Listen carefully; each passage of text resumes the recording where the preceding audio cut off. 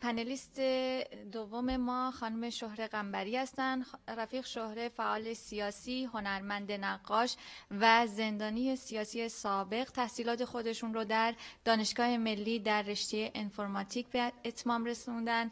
بعد از مهاجرت به کانادا در رشته علوم دندانپزشکی به تحصیلات خودشون ادامه میدن. رفیق شهره از فعالین سیاسی و دانشجویی بعد از انقلاب بوده و در جریان سرکوب‌های 1360 1981 دستگیر و نزدیک به 7 سال در زندان حبس بودند. بعد از ترک ایران با پیوستن به فعالین سیاسی و زندانیان سیاسی سابق در خارج از کشور به فعالیت‌های خودشون ادامه دادند و در جنبش دادخواهی و حضور فعال در اعتراضات سیاسی اجتماعی همراه بودند. در کنار این فعالیت‌هاشون با اعتقاد به این که مهم بودن نقش هنر در حفظ حافظه تاریخی، به فعالیت‌های سیاسی و هنری خودشون با کشیدن نقاشی در رابطه با زنان، زندان، کشتار جمعی و تبعید به مبارزه ادامه دادن. رفیق شهره جان خوش آمدید، بفرمایید. صدا دارم؟ دارم. خیلی ممنون از با معرفی کردی. خب منم سلام و درود میفرستم به تک تک شما عزیزان که امروز در این کنفرانس شرکت کردین و خیلی خیلی خوشوقتم که تونستم تو این کنفرانس در کنار شما باشم. با بحثی که شاهین عزیز کردن به هر حال قرار شد که یه تقسیم کاری باشه و من خودم شخصا نمیپردازم به تاریخ به هر حال جنبش زنان، بین رفقای دیگه مسئولیتشو به عهده دارن. صحبت‌های من امروز مشخصاً فوکس من روی وضعیت ویژه زنان در زندان‌های جمهوری اسلامی هست و با توجه به تجربه شخصی خودم قرار بر این شد که بیشتر روایتگونه باشه تا بحث به هر حال تئوریک. این جنبش زنان از دیرباز در هر دوره اجتماعی به تناسب و جایگاه اجتماعی سیاسی خودش نقش آفرینی‌های بسیار مهمی داشته که تأثیرات کوتاه مدت یا عمیقی بر جریان‌های اجتماعی سیاسی و فرهنگی زمان خودش میذاره. امروز ما این کنفرانس رو در شرایطی برگزار میکنیم که اختناق، فقر، بیکاری در جامعه بیداد میکنه و به طور اخص زنانی در یکی از سخت‌ترین دوران تاریخ اجتماعی خودشون به سر میبرن.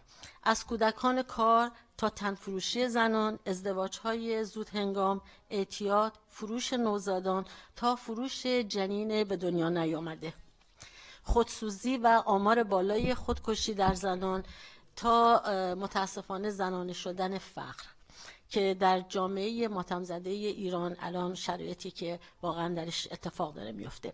اما در کنار این نابسامانی ها حضور پررنگ زنان در تمام عرصه های اجتماعی و ایستادن در صف اول مبارزه، حتی در برخی از اعتراضات داشتن نقش رهبری زنان به خوبی برجسته بوده و هست. اوکی. من فقط چون فرصت کمه مجبورم به هر حال من سعی می‌کنم آروم‌تر بخونم چون دارن ترجمه میکنن. به هر حال اون چه که سال گذشته در جنبش ژینا مهسا اتفاق افتاد و ما شاهدش بودیم که در بسیاری از موارد دختران و زنان جوان بودن که پیشقراولان بسیاری از اعتراضات خیابونی بودن. به هر حال صحبت من همونطور که گفتم در ارتباط با وضعیت زنان در زندان هاست و سریعتر میرم سر اون مسئله. سپیده قلیان که فکر می‌کنم همه میشناسینش، وقتی که بعد از اولین باری که دستگیر شده بود و آزاد شده بود، علیرغم خطرات خیلی زیادی که براش بود جلوی دوربین اومد و گفتش از آزارا و تهمت‌های جنسی صحبت کردش. او که به اتهام سیاسی دستگیر شده بود ولی چنان مورد آماج اتهام‌های جنسی قرار گرفته بود که تهدید میشه که اگه پدر و برادرت بفهمن سر تو رو خواهم برید. یعنی اتهام جنسی و در تفکر مرد سالار زن ستیز اسلامی این حق رو به برادر و پدر سپیده میده که اونو به خاطر انحراف اخلاقی و فکری از نظر اونا به قتل برسونه. سپیده از ضربات شدیدی که به سینه های او زدن گفت و فاحشه خطاب کردنش. او و بسیاری دیگر از زنان و دختران جوانی که به وسیله ماموران حکومتی دستگیر شدند همه در یک چیز مشترک هستند، در هتک حرمت جنسی و تعرض جنسی. تمام اینها برای من یادآور روزهای زندان و اون چه بر سر زنان زندانی در دهه 60 آمد است. اینکه هنوز و در همین لحظه که من و شما در اینجا نشستیم، این آزارها در سلولهای انفرادی و اتاقهای بازجویی کماکان ادامه داره. مرد سالار با قوانین اسلامی تماما زن را نه به عنوان یک انسان با حقوق برابر، بلکه یک کالای جنسی در بخش‌های مختلف جامعه مورد ستم قرار میده.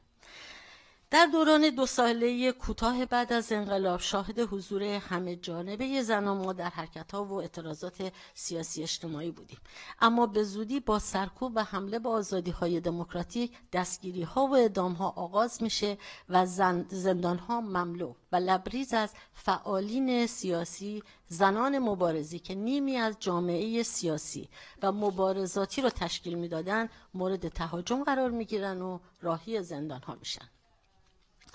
اما زنان شرایط ویژه‌ای به خاطر زن بودن در زندان‌های حکومت اسلامی و مشخصا فوکس من در مورد دهه 60 است که به نظر من کمتر بهش پرداخته شده و خیلی هم مهمه. در زندان‌های جمهوری اسلامی زنان جدا از اون که به عنوان یک فرد سیاسی تحت سخت‌ترین شکنجه برای اقرارگیری قرار می‌گرفتند، حالا ستم‌ها و آزارهای دیگری هم به خاطر زن بودن باید متحمل می‌شدند. زن زندانی از همان لحظه ورود در موقع بازجویی و آزار و شکنجه هیچ فرقی با مردان ندارد، چرا که یک انسان سیاسی و مقاوم هست که در دست اونهاست. همان فشارها برای اقرارگیری و همان شکنجه ها، اما به هنگام شلاق خوردن و شکنجه، تحمل درد و غیره باید از جسم و جنسیت خود نیز مراقبت کند. بر زنان علاوه بر انواع فشارهای جسمی و روحی تعرض جنسی نیز صورت می گرفت که آثار ماندگار روانی خود رو برای سالها به نظر من باقی گذاشته. من فقط یک اشاره کوتاهی به چند مورد میکنم. از جمله 2 دختر جوانی در اتاق ما بودن که هر روز بازجویی که یه بازجویی بود به اسم سید در شعبه 6 که شاید بچه‌ای که زندان بودن میشناسن، این 2 دختر جوان هر روز فقط میبرد اونجا که تو اون اتاق شکنجه نگار می‌داشت، صورت اینا رو چشم‌بند رو کنار میزد و فقط از صورت و زیبایی اینا تعریف میکرد و فقط اینا رو در کنارش اونجا نگار می‌داشت تا شب. یا در برخورد به خودم زمانی که موقعی که در واقع روی تخت میخوابونن و شکنجه بکنن، به قول خودشون تعذیر و کابل بزنن، من خب موهای بلندی داشتم، موقع جوان‌تر بودم و یادم میاد که رو چادری که رو سرم انداخته بود و چیزی که تو دهنم کرده بود که صدام در نیاد، موقع تلاشی که میکردم موقع برای شلاق خوردن، خب چادر از سر من افتاد و موهام ریخته بود و این بازجوی من حامد بود که خیلی‌ها میشناسنش، یکی از جلادای زندان اوین بود. این به راحتی دست و موهای من کرد، گیره رو از زمین برداشت، دوباره اینو زد به موهام و هیچ مسئله‌ای هم نبود که به هر حال برادر اسلامی به همین راحتی بیاد بدن مثلا یک زن نامحرم رو تاچ بکنه یا لمس بکنه. و یا نمونه دیگری داشتیم، مادری داشتیم که بچه 6 ماهه داشت و سینه های پرشیر و بچه رو شیر میداد و بردنش برای مدتی به سلولای انفرادی برای بازجویی.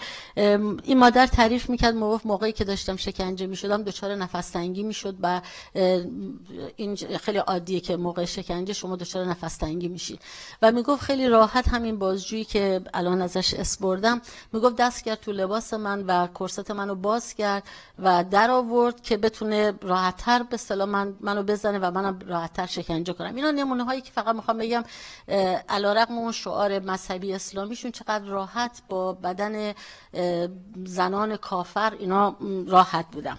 به هر حال حس بدن شکنجهگر روی بدن حس بسیار چندشاوریه که درد شکنجه رو به نظر من غیر قابل تحمل تر میکنه. همینطور نکته دیگه که بعد اشاره کنم اینه که اکثر زندانیان زن بعد از کابل خوردن دچار خونریزی شدید می شدن، همچون شبیه عادت ماهانه که ناشی از ضرب و شتم زیر شکنجه بود که اتفاقی بود که برای خود من هم افتاد که همیشه همراه با از کار افتادن کلیه ها بودش. ترس از تجاوز برای هر زنی از لحظه اول دستگیری در بازجویی و در تمام لحظات یک وحشت جدا نشدنیه. چنان که لاجوردی میگفت ما نسبت به شما، یعنی ما زنان، تام الاختیار هستیم، یعنی در واقع به عنوان اسرای کافر یا هر چیزشو بذارین جز اموال خودشون میدونستن. همونطوری که میدونید موارد بسیار زیادی از تجاوز به زنان بوده که بعضی اونها مطرح کردن و بسیاری دیگه شاید برای همیشه مثل یک راز مگو به خاطر جامعه مرد سالار اونو در سینه هاشون حبس کردن.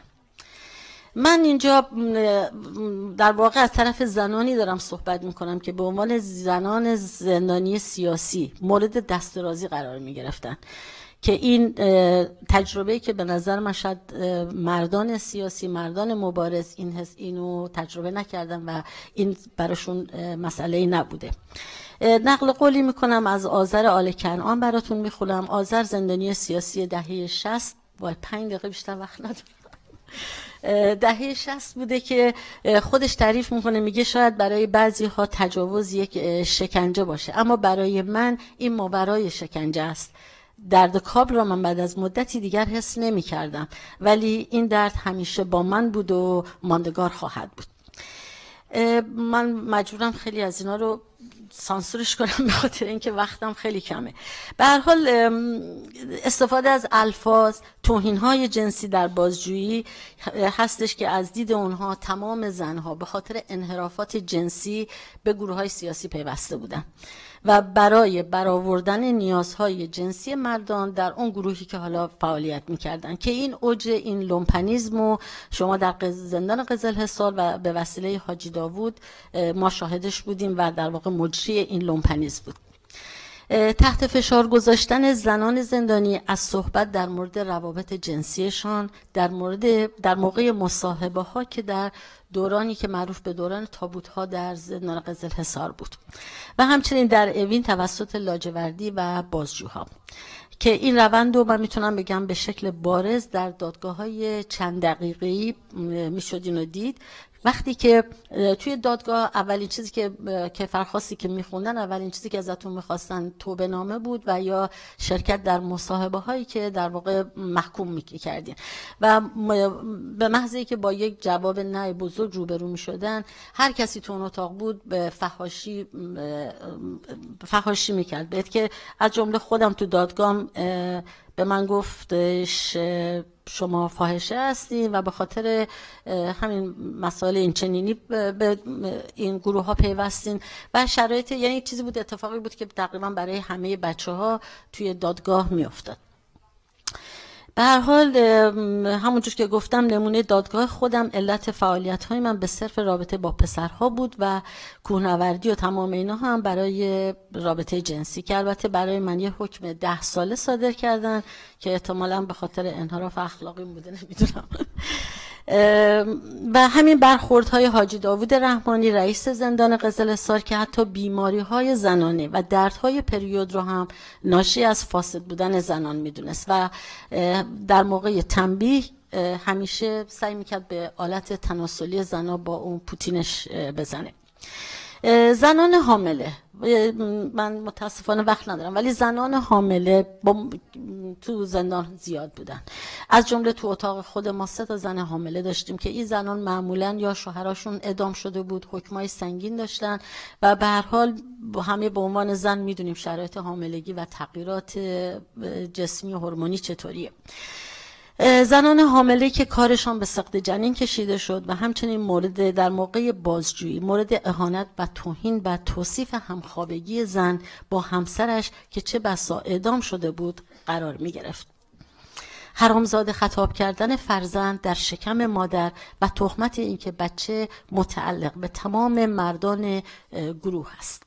به هر حال شرایط غیر انسانی دوران حاملگی زایمان در بهداری زندان که با خشن‌ترین رفتارها در هنگام به دنیا آوردن فرزند روبرو بودند، نبود امکانات پزشکی و درمانی و مشکلات و بیماری‌های بعد که فکر می‌کنم همه به خوبی می‌دونن. به هر حال من مجبورم از یک سری بگذرم و کودکانی که در زندان بودن، کودکانی که در واقع نوزادانی که به دنیا می اومدن بعد سریع از مادرها جدا می شدن و میتونید حدس بزنید که چه شرایط سخت و تلخی برای مادرها بود.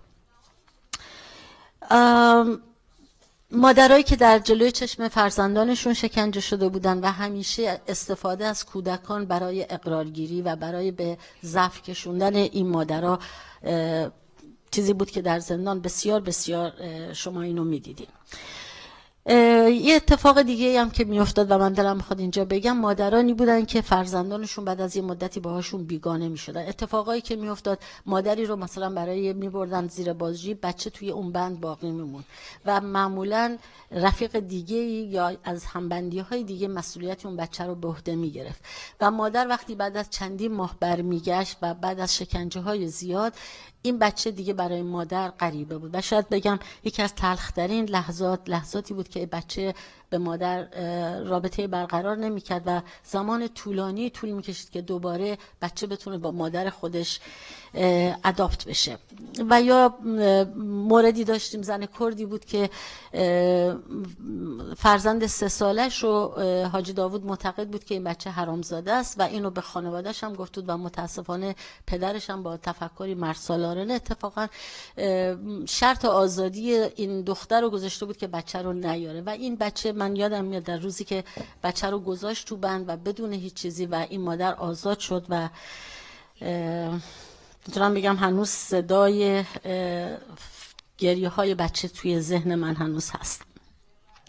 من میتونم اشاره سریع بکنم به ازدواج‌های اجباری با بازجویان و پاسدارا به خاطر شرط ازدواج برای حکم اعدام که توی زندان‌های مختلفی این بوده و مسئله دیگه، مسئله تجاوز به دختران باکره قبل از اعدامه که من فکر می‌کنم بعد اینو بخونم و تمومش بکنم که بر طبق قوانین اسلامی همونطور که میدونین اگر دختر باکره اعدام بشه به بهشت میره، پس باید این مسئله رو قبل از اعدام حل میکردن.